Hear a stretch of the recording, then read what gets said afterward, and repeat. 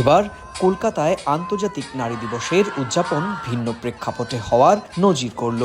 কলকাতায় কয়েকজন নারী কালো পোশাক পরে হাতে থালাবাটি খুন্তি নিয়ে রাজপথে নেমে বিজেপি শাসিত কেন্দ্রীয় সরকারের নীতির বিরুদ্ধে ক্ষোভ প্রকাশ করেন।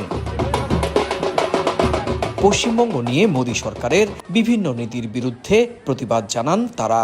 পশ্চিমবঙ্গের আসন্ন বিধানসভা ভোটের আগে চলমান ভোটার তালিকার নিবিড় সংশোধন প্রক্রিয়ার ত্রুটি এবং নারী মুখ্যমন্ত্রী থাকা সত্ত্বেও বিভিন্ন সময়ে কেন্দ্রীয় সরকারের শীর্ষ মন্ত্রীদের মমতা বন্দ্যোপাধ্যায়কে আক্রমণের প্রতিবাদে এই কর্মসূচিতে সামিল হন তারা।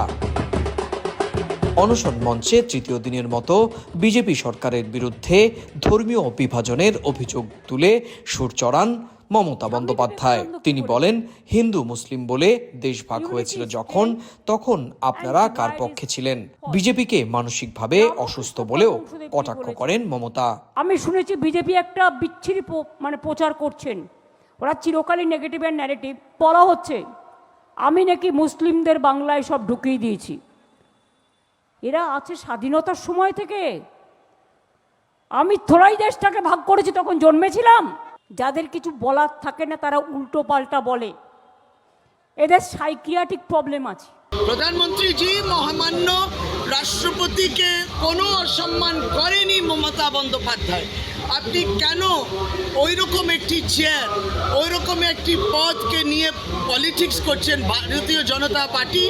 এদিকে যে কেন্দ্রীয় সরকারের বিরুদ্ধে একগুচ্ছ অভিযোগ তুলেছে রাজ্যের শাসক দল, সেই বিজেপি সরকারের বিভিন্ন সমীক্ষাতেই পশ্চিমবঙ্গ, বিশেষ করে কলকাতা, নারীদের জন্য দেশের অন্যতম নিরাপদ শহর হিসেবে প্রায় প্রতি বছরই শীর্ষস্থানে উঠে আসে।